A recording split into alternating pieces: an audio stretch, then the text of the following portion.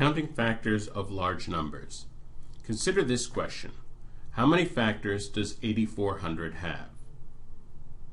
Well, that's a large number. For smaller numbers less than 100, we could simply list the factor pairs, but that would take too long for a number as large as this. Fortunately, there's a trick we can use to answer this question. So this trick involves a 4-step procedure. Step 1 is simply finding the prime factorization of the number. Okay, that's something we can do. Clearly, 8400 is 84 times 100. 84 is 7 times 12. Of course, 100 is 10 times 10. Break this all into prime factors. Group these all together. We get 2 to the 4th times 3 times 5 squared times 7. That's the prime factorization. We need to get the prime factorization into this form with powers of the prime numbers. So we actually need those exponents. Because step 2 is we're going to make a list of the exponents of the prime factors. Well, this is a bit curious. Clearly, 2 has an exponent of 4, 5 has an exponent of 2, but the 3 and the 7, they're just kind of sitting there. They don't have an exponent, it looks like. Whenever you have one factor of something, that's really an exponent of 1. We don't write the exponent of 1 because it would be redundant, but it really has an exponent of 1. And therefore, reading across, those exponents are 4, 1 on the 3, 2 on the 5, and then 1 on the 7. 4, 1, 2, 1. That's our list of exponents. So that's step 2. We have this list.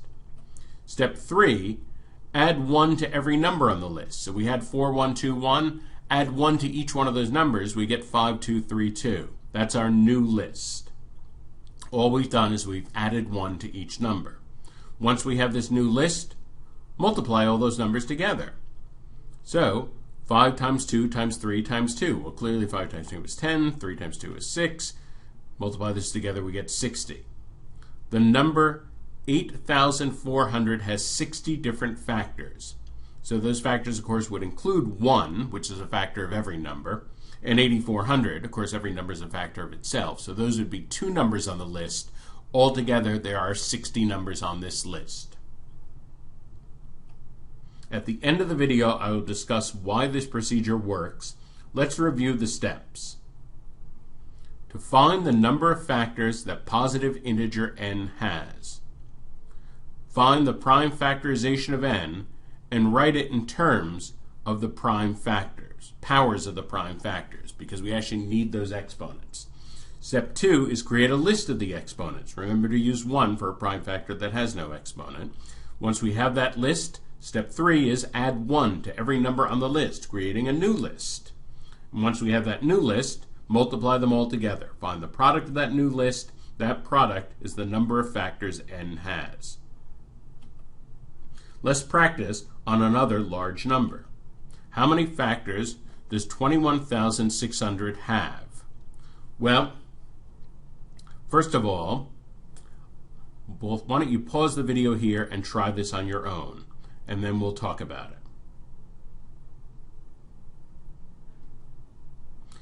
First, the prime factorization.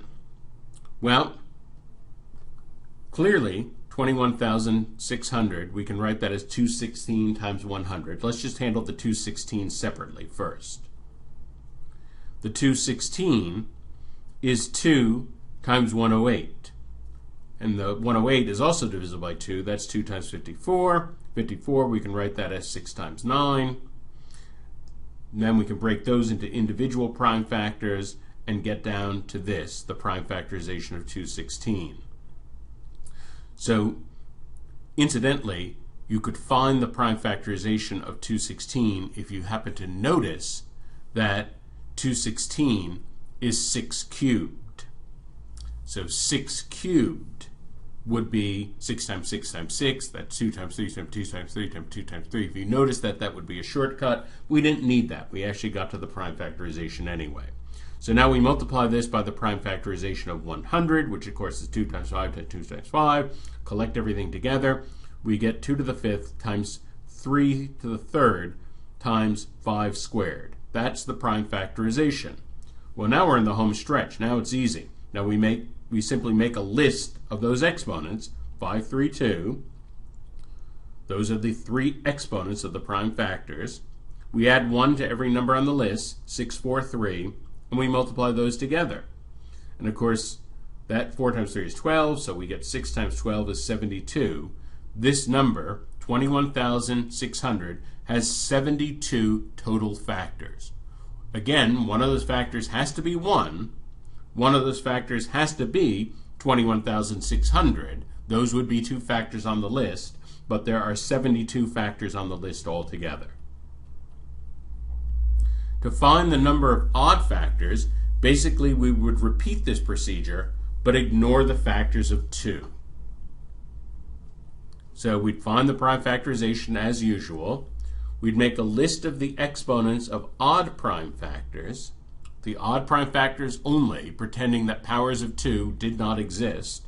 Once we have that list, we add 1 to each number on the list and multiply the numbers on the new list together. That's the number of odd prime factors. So here again is the prime factorization of 21,600. We're going to ignore that 2 to the 5th. We're going to pretend that doesn't even exist. The only exponents that interest us are the exponent 3 and the exponent 2. Those are the two exponents on the odd prime factors. So our list is just 3 and 2. Add 1 to each of those, we get 4 and 3. Multiply those two, we get 12. There must be 12 odd factors. We have no direct way to calculate the number of even factors. We have to calculate the total number of factors and the number of odd factors and then subtract. For example, 21,600 has 72 total factors, 12 odd factors, so it must have 72 minus 12, 60 even factors. At this point, I will discuss a little about why this procedure works. If you understand this, it will help you remember the procedure, and it will also help you on other kinds of math problems. So it actually is not a waste of time at all to really understand why this procedure works. But knowing this is not strictly necessary for the test, so if you don't want to learn anything beyond the bare minimum you need for the test, you can just skip the rest of the video. That's perfectly fine. So, why does this work? Let's go back to 21,600. That's the prime factorization. The factors of this number must be built of these prime factors. Remember what we discussed in the last video. That's one of the uses of the prime factorization. It allows us to see any possible factor of the number. If factor f is built of these prime factors, how many powers of 2 could f contain? Well, f might contain no factors of 2 at all, or it might contain some. It might contain any number up to 5. Therefore, the possibilities are 0, 1, 2, 3, 4, and 5. That's 6 possibilities. That's a list of the possible number of factors of 2 that f could contain. Similarly, the possibility for factors of 3 are 0, 1, 2, 3, 4 possibilities, and the possibilities for factors of 5 are 0, 1, and 2, 3 possibilities. F could contain no factors of 5, it could contain one factor of 5, or it could contain 2 factors of 5. Those are the possibilities. Any of those possibilities could go with any of the others, so we multiply them. Here's a slightly different way to say the same thing.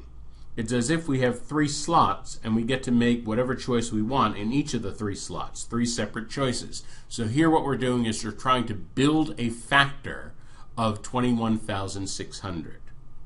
In the first slot, we get to pick how many factors of 2 do we want. We could choose anything on the list from 0 to 5. So that's 6 possibilities for that first slot.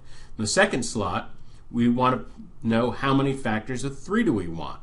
We could pick anything from 0 to 3. In the third slot, we want to know how many factors of 5 do we want. We could choose anything from 0 to 2.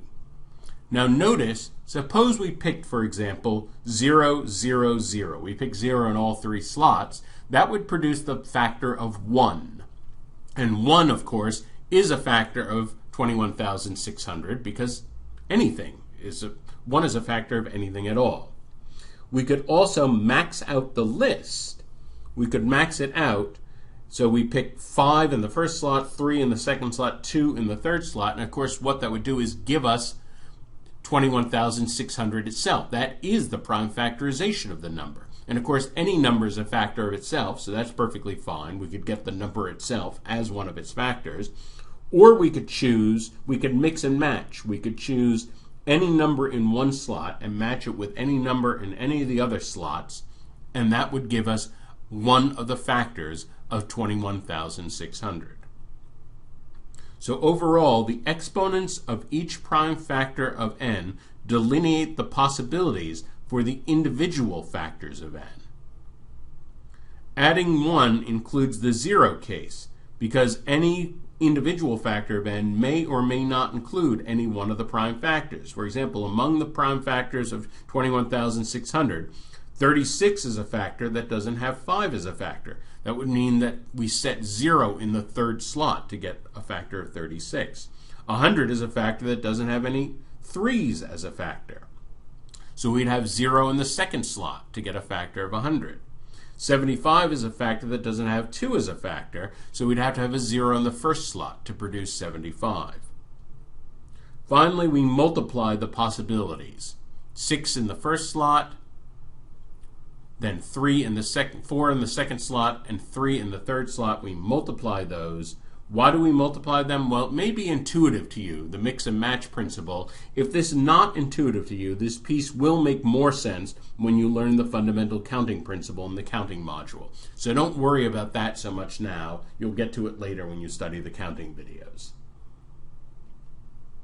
In summary, to find the number of factors of n, here are the steps. You find the prime factorization of n, list the exponents, add 1 to create a new list, and find a product of the new list. There's a similar procedure to find the number of odd factors. If we want the number of even factors, we have to find all the factors, subtract the number of odd factors, and we discussed a little about why the procedure works.